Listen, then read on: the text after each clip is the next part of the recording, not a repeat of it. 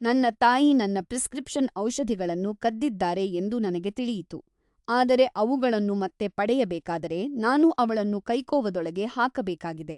ನನಗೆ 19 ವರ್ಷ ಬೇಸಿಗೆಯ ರಜೆಗೆ ನನಗೆ 90 ದಿನಗಳಷ್ಟು ಅಡ್ರೊಲ್ ಔಷಧಿಗಳನ್ನು ನೀಡಲಾಗಿತ್ತು.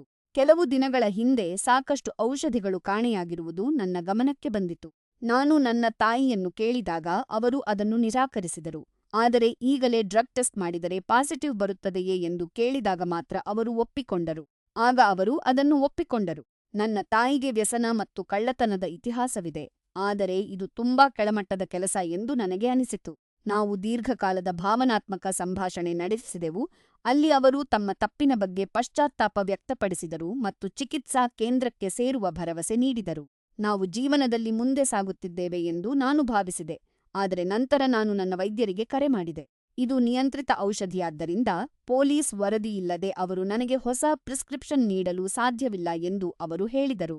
ಈಗ ನಾನು ಏನು ಮಾಡಬೇಕೆಂದು ತಿಳಿಯದೆ ದಿಕ್ಕುತೋಚದ ಸ್ಥಿತಿಯಲ್ಲಿದ್ದೇನೆ. ನನ್ನ ತಾಯಿ ಇಬ್ಬರು ಸಣ್ಣ ಮಕ್ಕಳ ಏಕಪೋಷಕರು.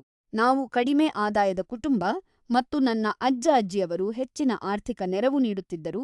ನನ್ನ ತಾಯಿಯೇ ಮನೆಯ ಮುಖ್ಯ ಪಾಲಕರು. ನನ್ನ ಕುಟುಂಬದವರು ನನಗೆ ರಕ್ತದ ಸಂಬಂಧಿಕರಿಗೆ ಇಂತಹ ಕೆಲಸ ಮಾಡಬಾರದು ಎಂದು ಹೇಳುತ್ತಲೇ ಇದ್ದಾರೆ.